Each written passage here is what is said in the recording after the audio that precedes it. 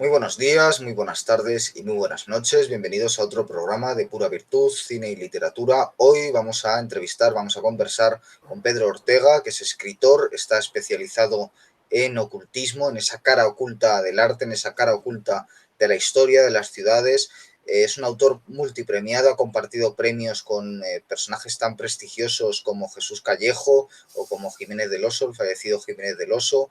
Ya digo que es escritor especializado en arte, en misterio, ha participado en publicaciones de verdadero prestigio como la revista Hot Down, es autor de libros como El Tarot de Manterga, Crónicas del Madrid Secreto y su último libro es Arte y Sociedades Secretas, que está editado en la editorial Bola, si no me equivoco, con V. Y ahora sí, pues le saludo. Bienvenido, Pedro, un placer tenerte aquí. Hola, sí, hola Guillermo. Bueno, el placer es mío. Muchas gracias por la invitación. Y bueno, por entrar ya en materia de este último libro apasionante, quisiera comenzar preguntándote por esa relación de arte y ocultismo, ¿cómo llegas tú a esta relación que tú sigues en distintas obras? Es decir, Bueno, ¿cómo te das cuenta de que hay algo en el arte que está reservado a los ojos y al conocimiento de unos pocos? ¿Es por una obra concreta? ¿Es por una trayectoria? bueno, habría que hablar en primer lugar de una serie de semillas y de luego cómo esas semillas crecen y convergen, ¿no? Las semillas son obviamente mi infancia, mi preferencia por programas como La Puerta del Misterio del profesor Jiménez del Oso que mencionabas antes. O sea, yo de pequeño pues ya me gustaban todo ese tipo de temas de los ovnis, los fantasmas. Tenía unos libritos de Plesa que eran una colección de monstruos, bueno, eso junto con los dinosaurios, bueno, todo ese tipo de cosas así un poco curiosas ya desde pequeño me habían rechinado, ¿no? Me gustaban. Pero bueno, sí que es verdad que pasa el tiempo, los avatares de la vida pues me llevan a otra serie de historias y en el año 2003 empiezo a estudiar Historia del Arte como segunda formación, puesto que mi primera formación es técnica de ingeniero y yo veo digamos, la ingeniería no me termina de llenar y que tengo que empezar a estudiar Historia del Arte. Y tanto es así que me engancha tanto que me pongo a hacer la tesis doctoral. Es una tesis doctoral bastante controvertida, que era sobre la iconografía de la mujer crucificada en el periodo de fin de siglo, o sea, más o menos entre 1880 y 1920. Bueno, yo lo que descubro es que en ese periodo histórico hay una eclosión de pintores, grabadores, dibujantes que utilizan a la mujer en lugar de Cristo clavada en la cruz, ¿no? Con una serie de significados muy diferentes. Hay desde santas crucificadas a diosas paganas crucificadas, alegorías de naciones, bueno, hay todo un elenco de significados detrás de esas crucificadas. Pues bien, al estudiar esas crucificadas me empiezo a dar cuenta de que todos los pintores y artistas que están detrás de ellas tienen que ver con el mundo del ocultismo. Entonces, digamos, ahí me doy cuenta, voy haciendo la tesis, revisando la iconografía de la crucificada, pero es que todos, unos u otros, tenían que ver con la teosofía de Blavatsky, con los Rosacruces, como Esperadan, del que hablaremos ahora, si te parece, o imbuidos del budismo, o el tema de Krishnamurti que llega de eso es ya un poco posterior, pero bueno, en la tesis también hablo de Khalil Gibran, que tiene, aparte de sus poemas, él tiene pinturas y tiene una serie de crucificadas también. Entonces, bueno, pues trabajando esa iconografía me doy cuenta que hay toda una serie de autores de ese periodo, de artistas de ese periodo de fin de siglo que están vinculados con lo esotérico y fundamentalmente en núcleos como pueden ser París o Bruselas. Entonces, a partir de ahí, digamos, ahí empezaría, digamos, la secuencia lógica de ese libro que mencionabas antes de Arte y Sociedades Secretas. Y precisamente tú le dedicas un artículo a Waterhouse, al pintor Waterhouse y su relación con el ocultismo, ¿no? Sería uno de estos ejemplos de pintores del romanticismo relacionados con el ocultismo. Bueno, Waterhouse es uno de mis pintores favoritos.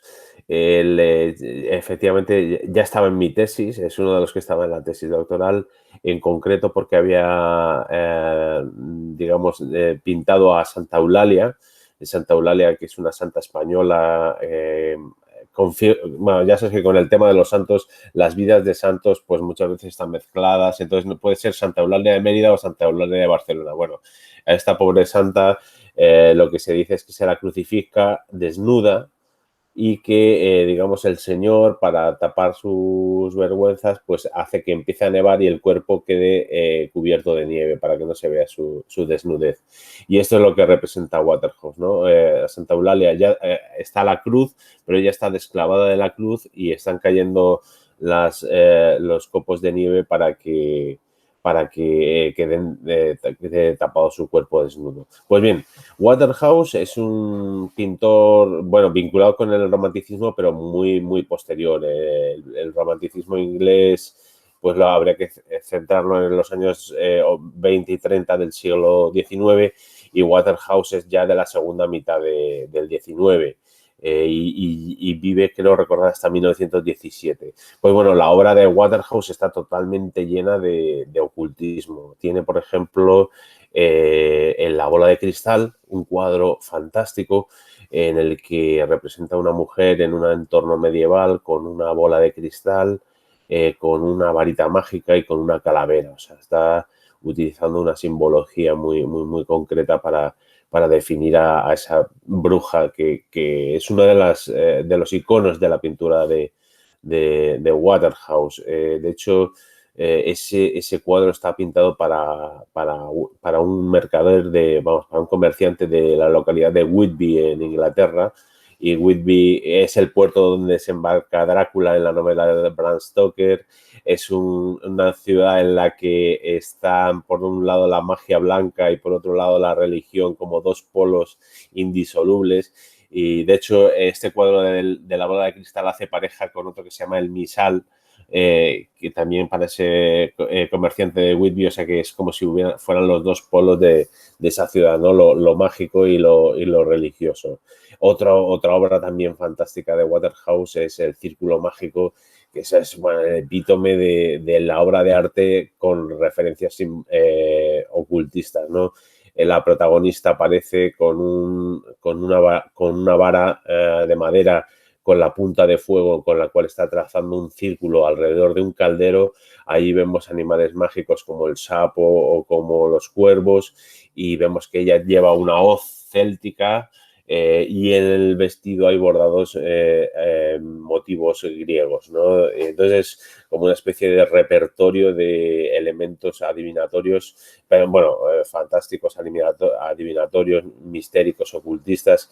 Y ya por citar un último cuadro de Waterhouse que es también muy curioso y relacionado precisamente con la adivinación, está consultando el oráculo, que si nos fijamos en la pintura victoriana de su época, el oráculo pues es representado normalmente como el oráculo de Delfos en Grecia, pero Waterhouse no hace esto. Waterhouse era un bibliófilo, era un conocedor de textos muy curiosos, y lo que hace en consultando al oráculo es representar a un ambiente hebreo en el cual la adivinación se hace a través de una cabeza mágica que susurra al oído a la sacerdotisa el futuro que le preguntan las doncellas, ¿no? Y esta cabeza se llama Terafín y es de un libro bastante raro. O sea que Waterhouse tenía conocimiento de ocultismo, esoterismo muy antiguo y de muy diversos orígenes. O sea que efectivamente Waterhouse sería uno de los personajes en los que se aunan arte y ocultismo de una manera más clara. Otro caso un poco anterior es el de William Blake, que es poeta, uno de los grandes poetas de su época, que también era autor no de cuadros, si no me equivoco, sino de grabados, ¿no? No sé si Sí, cuadros. bueno, son dibujos, algunas pinturas. Lo que él suele hacer, o el núcleo de su producción, es de dibujos que ilustran sus poemas. William Blake es un visionario. Él, digamos, lo que hace es construir una cosmogonía. Él establece, partiendo de un origen cristiano, él elabora toda una serie de elementos gráficos y poéticos que nos hacen ver cómo él concibe el conocimiento del mundo. O sea, él elabora eso, una cosmogonía, una forma de ver el mundo diferente a lo que se había conocido hasta entonces. Él es poeta, él es dibujante, pintor también, o sea, hay algunos lienzos. Y la pena de William Blake es que no fue reconocido en su tiempo, ¿no?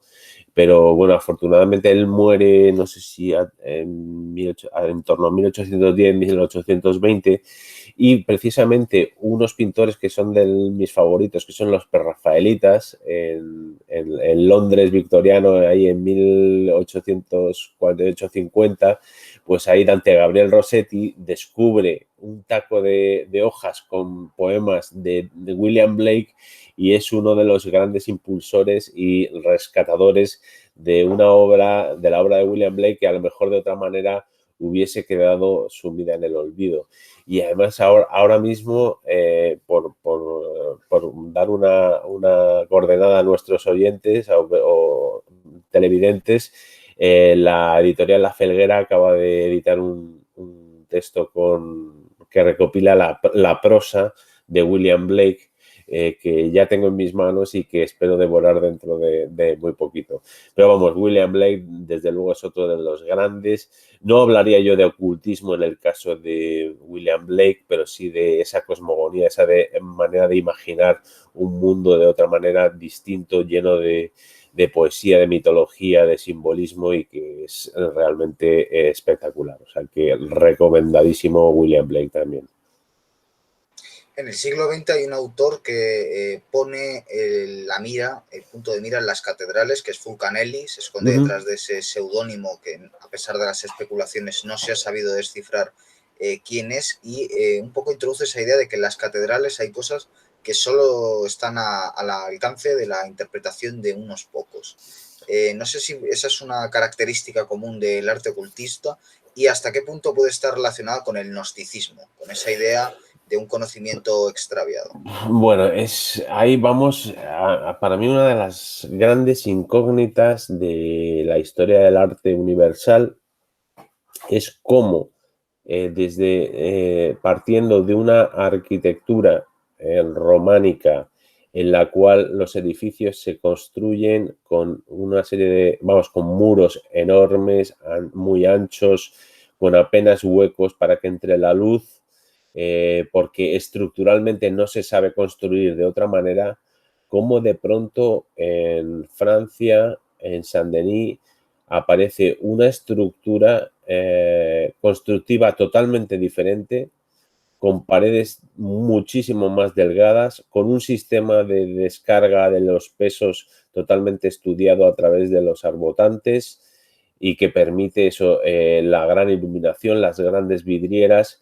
Digamos que ahí hay un salto cualitativo tremendo que nos hace pensar en que algo pasó ahí. O sea, no sé, me cuesta mucho pensar que Lavater, de buenas a primeras, se inventa un sistema para la descarga de los pesos en las catedrales y empezar a hacer las catedrales góticas. Me cuesta muchísimo pensar que sea una idea de una persona en un momento concreto.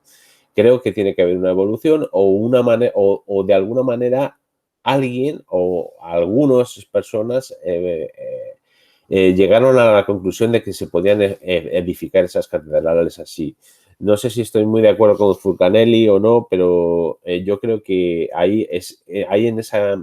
detrás de eso hay una clave que sería la de los maestros canteros, los talleres que van enseñando a los discípulos nuevas técnicas.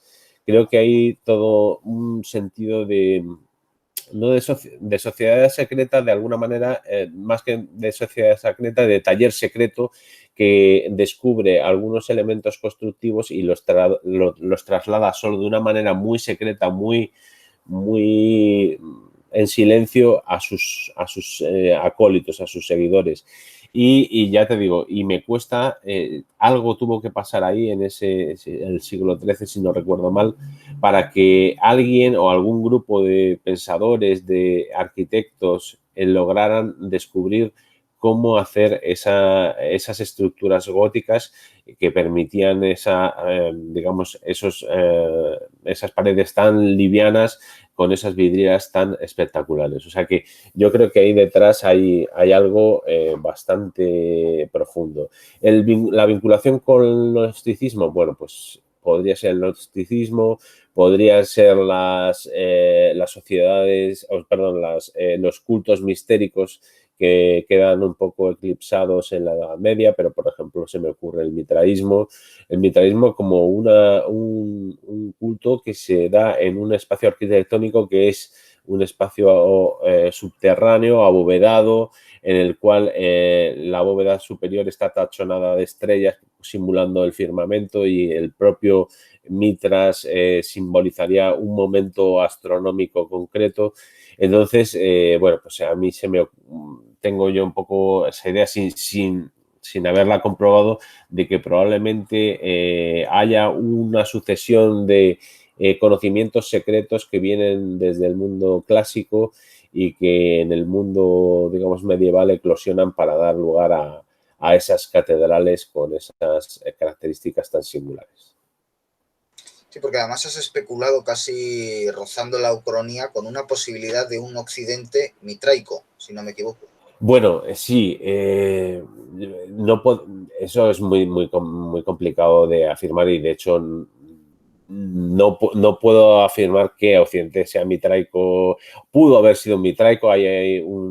Como mencionamos antes, hay un artículo mío en Jotdown estableciendo esa posibilidad de que pudimos ser mitraicos. Yo me refiero simplemente sería a que una semilla de ese mitraísmo pudo quedar viva en el Renacimiento, pero fíjate que es muy curioso que no hay representaciones mitraicas en el Renacimiento. De hecho, fíjate que solo he encontrado una especie de personaje vinculado con un toro en una especie de taurotonía en la Catedral de Astorga, perdón, en la Catedral de Astorga, en León, que además está muy escondido y, o sea, quiero decir, la iconografía mitraica desaparece con el Renacimiento y quedan solo ejemplos muy pequeños.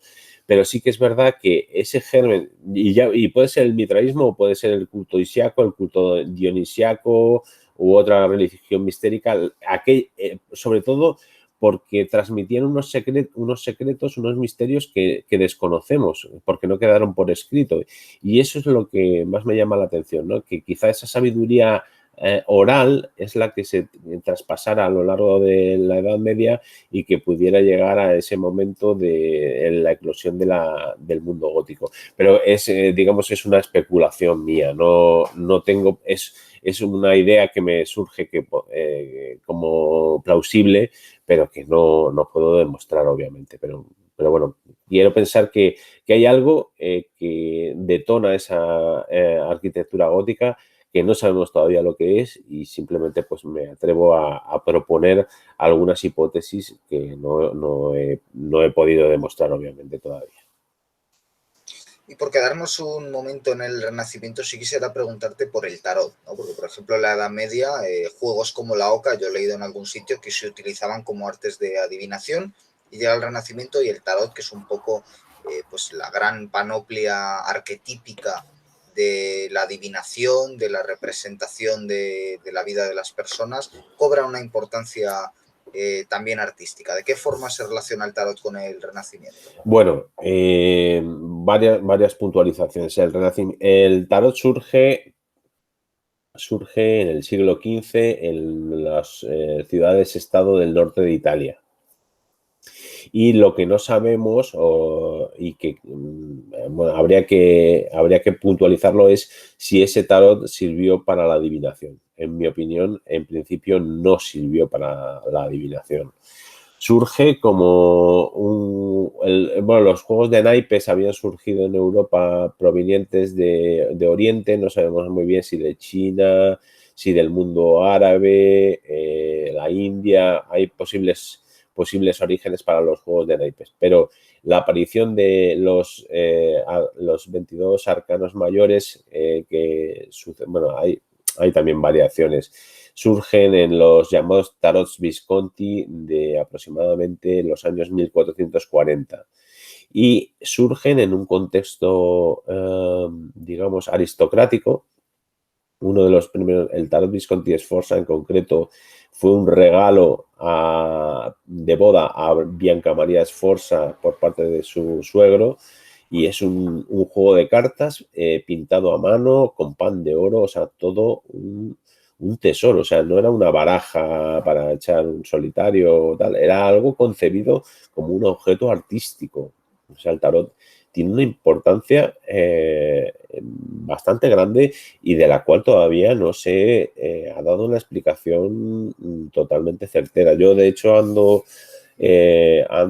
estudiando los tarots del Renacimiento para tratar de dar una posible solución a su uso, a qué había detrás de ellos, qué significado tienen esos arcanos mayores, ¿no? Y es complejo. Y además, bueno, hemos citado los tarot Visconti, que son los clásicos, que son los de 56 cartas numerales y con las figuras de sota, caballo, rey, bueno, dama, caballero, rey, emperador. Y luego hay otra serie de barajas en el Renacimiento muy curiosas, algunas de ellas aparecen incompletas, por lo cual, bueno, los tarot Visconti Sforza están incompletos también. Hay algunas cartas que se rellenan con tarots de otros momentos, o sea que no sabemos en los tarot Visconti Sforza exactamente cómo estaban configurados al 100%. Luego nos encontramos con el tarot de Mantegna, que mencionabas antes también. El tarot de Mantegna yo digo que ni es un tarot ni es de Mantegna. Digo que no es de Mantegna porque Andrea Mantegna, el pintor, no tuvo nada que ver con el diseño de las cartas, y digo que no es un tarot porque tiene 5 palos y 50 arcanos mayores y no tiene arcanos menores. Pero el tarot de Mantegna tiene, para mí, representa un compendio de la sabiduría ancestral que había venido de la Edad Media y que llega al Renacimiento. En sus 5 palos, en el primero de ellos habla de las condiciones del hombre, desde el mísero al sirviente, el artesano, y ya de ahí el caballero, el comerciante, el caballero, el gentilhombre, el dogo, que además es el nombre italiano, el nombre veneciano que hace pensar que esa baraja fue encargada por Venecia, llegando así hasta el emperador y hasta el papa, ¿no? O sea, es como una especie de escalafón.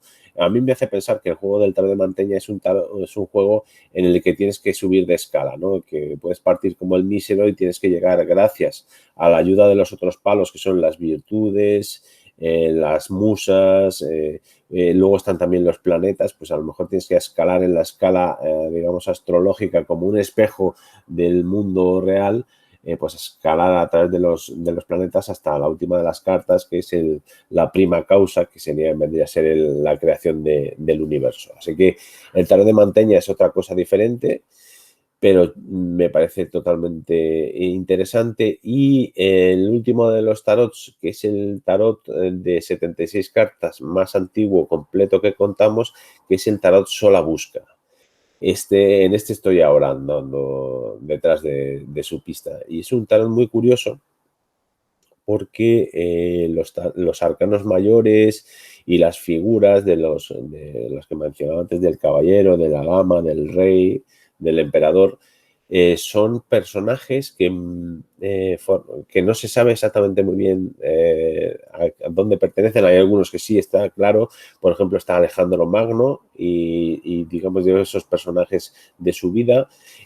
Hay personajes bíblicos como Nabucodonosor, y luego hay toda una serie de nombres latinos que no se sabe si fueron poetas de la Roma clásica o si eran seudónimos de los escritores contemporáneos digamos, de este siglo XV italiano, que utilizan ese seudónimo latino para firmar sus obras. O sea que, digamos, ahí, bueno, luego hay también personajes mitológicos, está la diosa Isis. O sea, es un tarot lleno de referencias literarias y que lo hace interesantísimo. O sea que, fíjate, hemos hablado de los visconteos, del Manteña y del Solabusca, y son tres enfoques diferentes para lo que es ese surgimiento del tarot. Bien, es verdad que luego, con el paso del tiempo, va a triunfar la estructura del tarot Visconti, de los tarots Visconti, con el tarot de Marsella, y no será hasta el siglo XVIII cuando Etela y Coeur de Gébelin empiecen a utilizar ya sí el tarot como herramienta de adivinación con todas las de la ley. Así que es una incógnita el uso que le daban los renacentistas al tarot o a los distintos tarots, ¿no? Espero que dentro de no mucho tiempo pueda dar alguna modesta respuesta a estas consideraciones, pues ya te digo que ando trabajando sobre esta cuestión. Una sociedad secreta que a finales del siglo XIX retoma el tarot, es más, tiene su propia baraja, es la Golden Dawn, que tiene algunos escritores importantes como William Butler Yeats. Sí. Aleister Crowley tiene un paso fugaz también por la Golden Dawn. ¿Sería ya una de estas sociedades secretas que tiene una relevancia en el mundo del arte, la Golden Dawn? Bueno, en la Golden Dawn su vinculación con el arte no es muy profunda, hasta donde yo sé. No soy experto en la Golden Dawn. La conozco desde el punto de vista literario, como bien dices, de William Butler Yeats. Existe la posibilidad de que Waterhouse estuviera vinculado a la Golden Dawn, con lo cual sí tendríamos ese vínculo de arte y sociedades secretas, pero he hablado con amigos expertos en masonería, en ocultismo, y esta vinculación de Waterhouse no se puede dar por segura. Además, si lo fuera es complejo porque Waterhouse llegó a ser académico de la Royal Academy of Arts de Inglaterra, con lo cual no debería estar muy bien visto que su vinculación con sociedades secretas así un tanto esotéricas. Respecto al tarot y la Golden Dawn, quizá el más reseñable sea el tarot de Aleister Crowley. Aleister Crowley lo que hace es crear un tarot ex novo con sus elementos, o sea, con sus ideas, con sus arquetipos. Y bueno, pues sí lo podemos hablar. Hay 3 cartas que de hecho, la diseñadora de su tarot, pues eso, dejó 3 cartas que no sabemos muy bien a qué corresponden y que Crowley no terminó de cerrar. O sea que se trata de un tarot también bastante controvertido. Y la verdad es que, bueno, pertenece ya a los tarots contemporáneos, que ya pues hay variedades para todos los gustos y colores, ¿no? Los tarots contemporáneos, digamos, salvo el Rider White, que sería uno de los canónicos, y el de Aleister Crowley también, pero luego ya se ponen a hacer tarots de cualquier cosa, ¿no? De María Magdalena, no sé, de James Bond. Le encargaron a Dalí hacer el tarot para la película Vive y deja morir de James Bond, y Dalí declinó la oferta, y de hecho pues en la película aparecen otras cartas. No recuerdo exactamente quién las diseñó, pero bueno, no Dalí. Bueno, el tarot es un mundo. Yo me he especializado solamente o estoy estudiando el tarot del Renacimiento, y bueno, espero que un poco más adelante me estudie un poco más a fondo la historia del tarot, sobre todo a partir del 18, que es cuando se empieza a utilizar como elemento de adivinación. Pero hasta ahora, sobre todo, donde puedo opinar con un poco de bases de esos tarots del Renacimiento. A finales del siglo XIX, no sé si en la Inglaterra victoriana, pero desde luego por toda Europa se extiende un interés por el mundo del oculto, un interés por el espiritismo, casi siempre pues protagonizado por falsificadores y un poco trepas y demás. Y digamos que un poco la filosofía, el movimiento filosófico que consigue aunar distintos elementos es la teosofía, que ha citado antes, ¿no? Con Madame Blavatsky, con Steiner se ha ligado también a Krishnamurti, no se sabe si realmente participó del todo en ella o no. Ha sido criticada, por ejemplo, por René Guénon, sigue a día de hoy teniendo múltiples defensores. ¿Qué vinculación tendría la teosofía con el arte? Bueno, está un poco más complicada la cosa. Yo me he encontrado, vamos a ver, podríamos, aquí, y me lo han rebatido algunos compañeros historiadores del arte, pero yo, por ejemplo, quise ver algunas vinculaciones con la teosofía en la obra de Odilon Redon. Odilon Redon es un pintor simbolista francés, activo aproximadamente en el último tercio del siglo XIX en París, y tiene una serie. Él tiene primero una fase bastante oscura en la cual incluso rinde tributo a Goya y a Edgar Allan Poe, con dibujos de arañas con caras, bueno, personajes con un solo, cíclopes con un solo ojo, bueno, toda una serie de monstruos y personajes deformes y oscuros, y luego da un salto al color, pero no olvida esos temas. Y nos encontramos con que hay representaciones de Buda, hay representaciones de druidesas y de una serie de personajes que a mí me casaban con la idea de la teosofía de Blavatsky, ¿no? La unificación de las culturas orientales y occidentales, de modo que explicaran entre estas dos corrientes el mundo desde una manera más completa, ¿no? Que es un poco lo que Blavatsky y sus seguidores pretenden, ¿no? Dar una explicación del complejo mundo que tenemos, aunando las tradiciones orientales y las occidentales. Aparte de Odilon Redon, pues hay algún fotógrafo que trata también, o sea, donde se puede encontrar es donde nos encontremos en el mundo, digamos, del arte occidental, representaciones de personajes orientales, como Buda, como mencionaba antes. Estaba tratando de recordarme, no sé,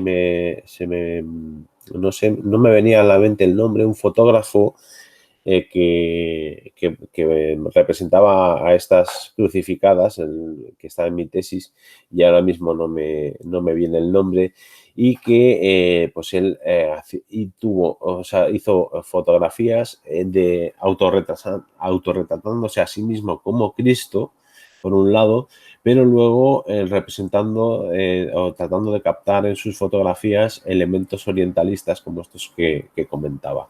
Otro sospechoso de vínculo teosófico, bueno, yo creo que me pasaría, diríamos, un pintor que trata de evocar lo oriental, y eso que en Occidente hubo mucho orientalismo, es Gustave Moreau.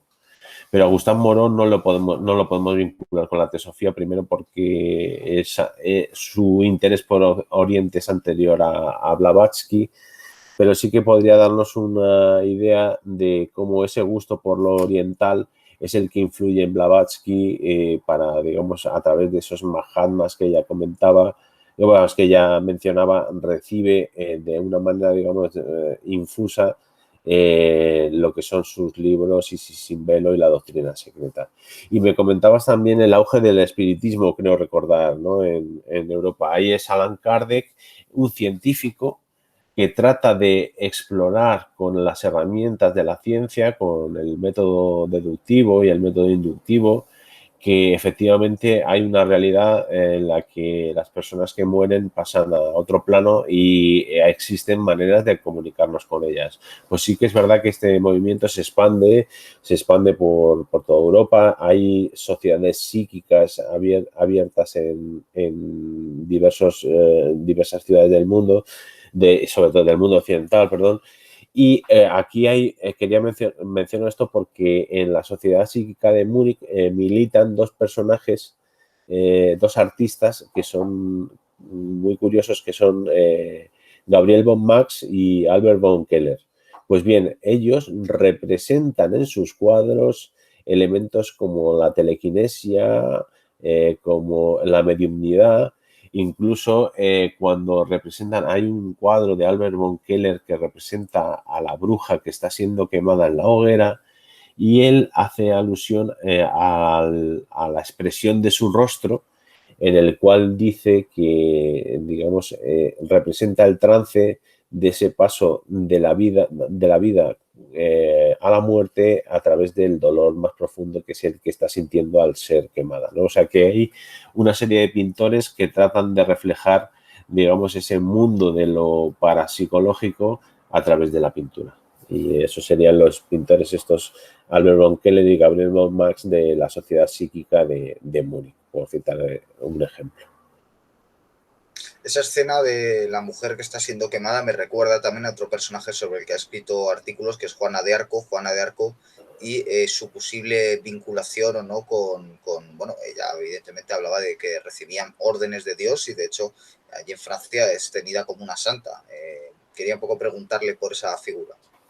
Bueno, Juana de Arco es un personaje histórico de una magnitud tremenda, sobre todo por ese vínculo con lo extraño, ¿no? Con lo esotérico, podríamos decir. Bueno, aunque, como bien decías, ella lo que afirmaba era que recibió mensajes de Dios y que la llevaron a hacer estas gestas, ¿no? Está claro que personajes a lo largo de la historia que han recibido esos mensajes divinos les han llevado a lograr hacer logros casi increíbles, ¿no?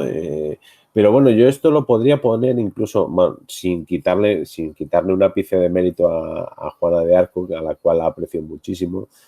Pero sí que es verdad que en trances psicóticos se pueden tener visiones, alucinaciones, y cuando uno se cree una visión a tal punto es capaz de mover cielo y tierra para llevarlo a cabo.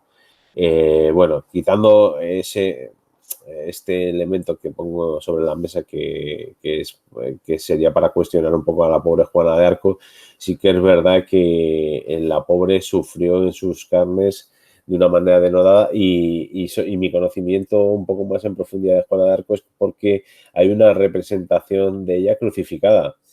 Que digamos, no fue crucificada, obviamente, pero hay un libro de Frank Brentano de comienzos del siglo XX, en el cual la portada de la historia de la vida de Juana de Arco se ilustra con ella, con una armadura, con los brazos en forma de cruz, y se simula una cruz con flores de lis. Aquí es digamos, una visión poética de lo que fue Juana de Arco. Pero bueno, Juana de Arco, pues eso, ese es el prototipo de mujer visionaria a la que se le asigna un mandato divino, y que a través de su convicción y de su fuerza pues logra que Francia ese triunfo, ¿no? en la Edad Media. Y luego, bueno, está todo el mundo británico, que, como sabes, fueron los ingleses los que por los que fue quemada Juana de Arco. Los ingleses luego se retractaron, y de hecho los rafaelitas, a los que me hacía alusión anteriormente, y de nuevo Dante Gabriel Rossetti, pues logran que representan a Juana de Arco como una heroína, ¿no? O sea, de alguna manera reniegan de su pasado, el cual, digamos, hizo que fuera condenada a la hoguera Juana de Arco. La rinden un tributo y la representan como una heroína. Y hay otro Rafaelita Millet, creo que también hace una representación de Juana de Arco. O sea que los británicos se quieren reconciliar en el siglo XIX con esta mujer santa, ¿no? que sufrió tanto un poco por su culpa. Y otro personaje también vinculado a, bueno, a la mística, al catolicismo, sobre el que ha escrito, es la poeta Hildegard von Bingen, ¿no? Que también tenía visiones, se supone, y éxtasis místicos. Sí, bueno, Hildegard von Bingen Es otra de esas grandes, visionarias, ¿no? Y bueno, Hildegard, ella, bueno, pues es una mujer, bueno, para su época, pues que bueno, le costó, no la enseñaron a escribir y leer y tuvo que dictar sus obras, pero sí que es verdad que gracias a ello, pues conservamos pues todo un repertorio de visiones. Que ahora te hablaré de otra mística que se me acaba de venir a la mente, toda una serie de visiones y de revelaciones, un poco como las de Juana de Arco, un poco como las de Blavatsky, pero esta vez en el contexto cristiano, en el cual ella pues representa, ve o trata de rellenar capítulos de la vida de Cristo que no han sido contados, ¿no? La infancia de Cristo, o bueno, toda una serie de visiones que desvelan partes de la historia sagrada, ¿no? Y para mí lo que es más curioso, y quizá por mi vena de historiador del arte, son los dibujos que hace Hildegard von Bingen de sus visiones, ¿no? De las escalas celestes. Hay un cuadro de un hombre sobre el que dibuja unas líneas y en el que se representa un pentáculo que me recuerda mucho al hombre de Vitruvio de Leonardo da Vinci. Muy curioso ese dibujo. Y luego, pues la Santísima Trinidad, como representa a Dios rodeado de una serie de esferas. Bueno, la verdad es que son unos dibujos apasionantes los de Hildegard von Bingen. Y luego esta mujer además tiene la virtud de que creó música, fue compositora, y nos quedan también sus composiciones musicales inspiradas también posiblemente por ese halo divino. Y decía que hay otra persona, en este caso otra monja ya del siglo XIX de tirolesa, que era Catalina Emmerich. Catalina Emmerich, que ella lo que recibió fue también, ella sufría los estigmas. Ella sufrió los estigmas y tuvo también una serie de revelaciones en las cuales habló de la vida de la Virgen. Ay, veo, ay, vaya. Lo que está sacando por ahí, madre mía. Ya estoy viendo, he visto de Son las refilón visiones completas. Es que las además visiones completas. el tema de las Sí, esferas ella también lo menciona, el tema este de las esferas, y justo igual cuenta una parte desconocida de la... eso es. Además es Berentano, ¿no? El que recoge Sí, esto por escrito, sí, justamente. sí, sí, sí, sí, que le mencionábamos antes. Pues fíjate bueno, aparte de haber un retrato de Gabriel von Max de Catalina Emmerich, una de las cosas curiosas es que en sus visiones cuenta o da las coordenadas para localizar la casa de la Virgen. Y esas coordenadas, vamos, ha habido quien las ha seguido y ha encontrado allí un monasterio ortodoxo. Lo que sucede es que ese monasterio era posterior en el tiempo. Lo que no sabemos es si debajo, en origen, hubo un monasterio primitivo en el cual efectivamente estuvo la Virgen, según las visiones de Catalina Emmerich, ¿no? O sea, que tenemos ahí otro vínculo con lo visionario, y en este caso la obra de Gabriel von Max representando a esta Catalina Emmerich. Por cierto, esto no sé si lo sabes, Blavatsky habla sobre Catalina Emmerich y dice que nanay, que no, que no se lo cree. Y eso que No, ya no era tenía idea. visionaria también. Pues sí, eso lo recoge Mario Rosso de Luna en un textito por ahí, y pobre, trata de denostar a la pobre Catalina Emmerich. Así que bueno, estaban peleados un poco todos en el siglo XIX. No sé si, bueno, yo creo que A quien cada uno tenía... convencieron es a Gibson. A Gibson sí le convencieron, que hizo la película sobre las visiones Ah, ya, de cierto, ella, no cierto. sobre los evangelios. Que ha citado a Leonardo da Vinci, que es otro personaje también, bueno, que digamos hubo un boom hace unos años con todo el tema del código da Vinci, etcétera, se han dicho muchas cosas, pero desde ese rigor de historia del arte, ¿se le podría asociar a alguna sociedad secreta? A mí me cuesta mucho, me cuesta mucho. Sí que es verdad que el Renacimiento es uno de mis periodos de estudio y que Leonardo me parece un personaje, vamos, clave para el Renacimiento. Lo que pasa es que Leonardo era muy escurridizo, muy escurridizo. Yo creo que su preocupación principal está en la observación de la naturaleza y su representación, bueno, sus máquinas, pero él estudia todo tipo de disciplinas. Pero si nos fijamos en sus cuadros, todos los temas o son profanos, como la Gioconda o retratos que puede la Dama de Armiño, pero los demás son religiosos. La Virgen de las Rocas, el Salvator Mundi. El único cuadro pagano que pinta Leonardo es Leda y el cisne. El caso es que no, es como si Leonardo, y además, bueno, por lo menos en los textos que hemos conservado escritos, sus preocupaciones no están en lo oculto, no están en lo especulativo, están en lo científico, están en el estudiar el cuerpo humano, disecciona cadáveres, estudiar el vuelo de las aves para poder reproducirlo con sus máquinas. No sé, es como si esos talentos, o sea, el talento de Leonardo estuviera enfocado al estudio, digamos, inductivo, deductivo de la naturaleza y no tanto a la especulación filosófica o a, digamos, a su interés por sociedades secretas, el cenáculo de Milán que tiene incógnitas, hombre, obviamente, pero porque Leonardo era muy listo y quería innovar, siempre quería dar la vuelta de tuerca y entonces ahí lo que hizo fue pues colocar una última cena en la que no había, precisamente no estaba el grial, ni había cena, ni había nada, no había pan, no había vino.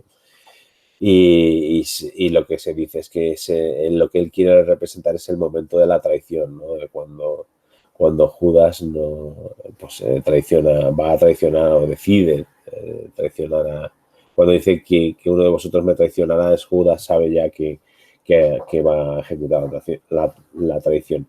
Esto no quita para que haya claves detrás de todo esto. Javier Sierra cuenta, por ejemplo, que por la colocación de los apóstoles en la última cena, hay un estudioso que dice que podrían tener correlación con notas musicales y se ha llegado a hacer la composición de cómo sonaría esa última cena con las notas que podría haber dejado ocultas Leonardo da Vinci.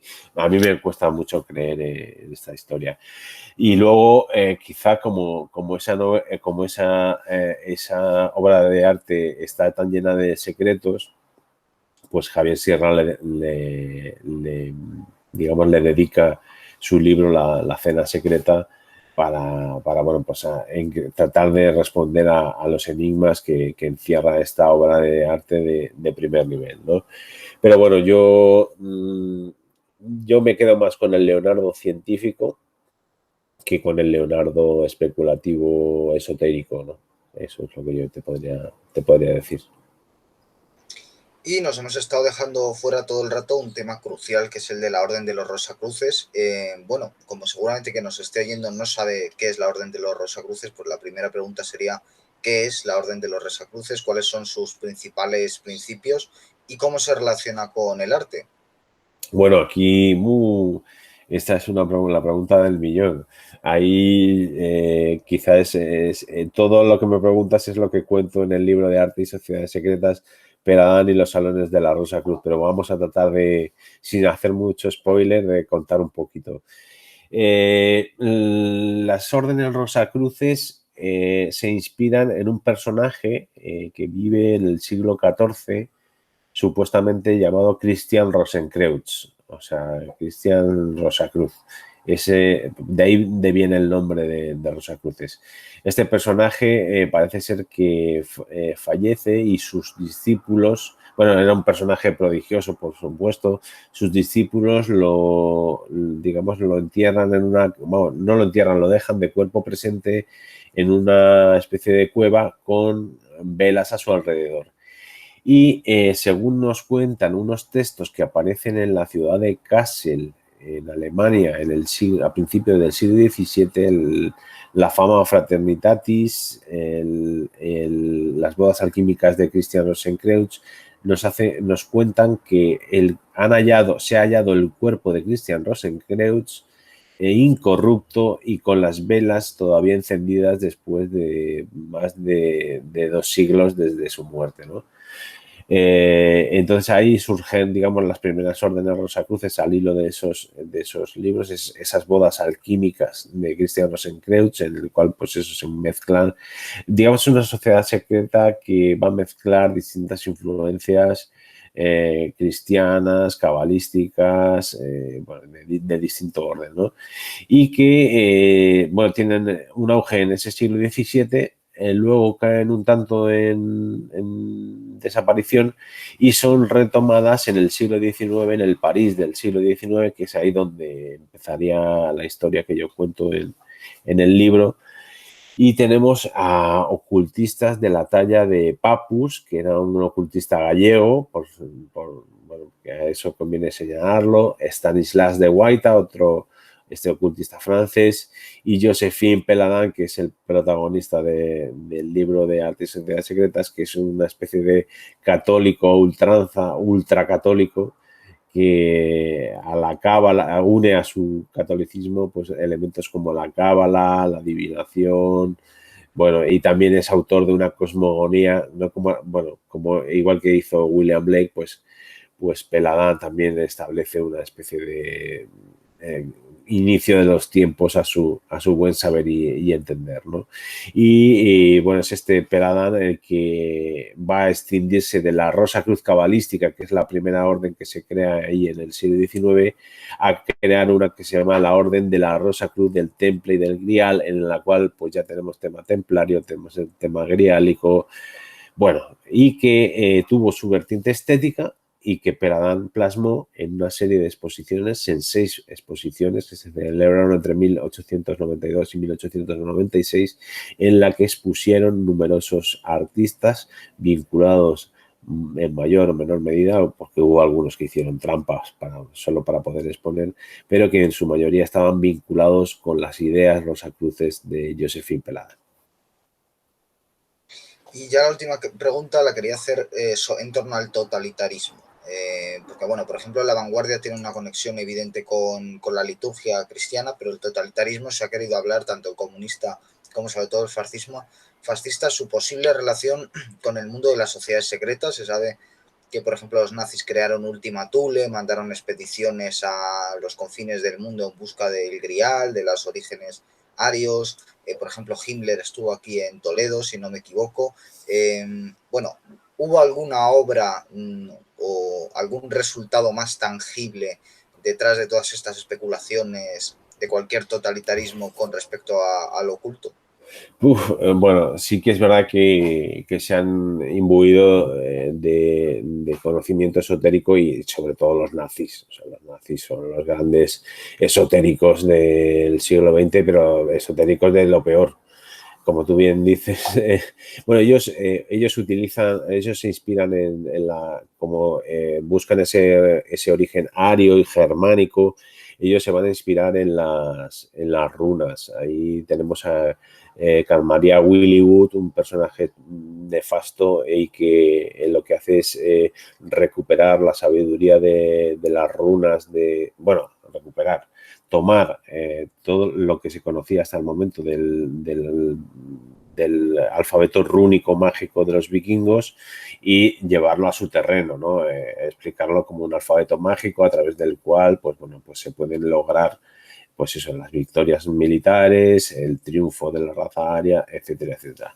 Y bueno, y es verdad que los nazis lo que hacen es empezar a mandar a expediciones a buscar esos objetos de poder, como la lanza de Longinos, bueno, el Grial, que por ejemplo mandan a Otto Rahn, Otto Rahn no sé si era antes de que ascenda el Reich o no. Él va a Montsegur, que es donde Peladan va, por ejemplo, a Montsegur pensando que ahí está escondido el Grial, y después los nazis mandan a Otto Rahn para buscar también el Grial por allí. Y ya solo a modo de curiosidad y de cosa, vamos, de elemento que no es tan conocido de esa búsqueda de los nazis y que tiene que ver con el arte, es el sampo. Los nazis buscaron también el sampo. El sampo era un instrumento que no se sabe cómo era exactamente, que se menciona en el Kalevala. El Kalevala es la poesía, el poema épico finlandés. Y entonces este sampo no se sabe lo que era, pero tenía un poder intangible, ¿no? Un gran poder con el cual, bueno, pues era un objeto en el cual te podías apoyar para, pues, eso, para tener más armas contra el enemigo, ¿no? Y este sampo aparece en varias obras, o aparece cómo se está forjando el sampo, cómo se está transportando el sampo en obras de un pensador también esotérico finés que se llama Akseli Gallen-Kallela, también de ese periodo del fin de siglo, y que, bueno, pues que tiene también conexiones, como decía, con el ocultismo. Y ese sampo, bueno, pues eso, es el tema de dos de sus obras que yo conozca y que fue otro de los elementos buscados por los nazis en ese intento de recopilar la mayor cantidad de objetos sagrados posible para ganar la guerra, pues con esas artimañas, digamos, mágicas. Pues Pedro Ortega, ha sido un placer tenerte aquí. Podríamos decir que con esta aproximación es poco menos que el Mario Praz español. Bueno. Voy a dejar en la descripción del vídeo pues el enlace a su web, que es donde están todos los artículos a los que he ido haciendo referencia y también los libros que tiene. Voy a dejar el enlace del libro en Amazon, de su último libro, Arte y Sociedades Secretas, y quedamos emplazados para hablar más adelante, si Dios quiere, de ese libro sobre Madrid oculto que pues previsiblemente saldrá reeditado y que también seguro tiene una conversación interesante. Muchas gracias por estar aquí, muchas gracias también a los espectadores y volveremos pronto con más programas aquí en Pura Virtud. Hasta pronto. Pues muchísimas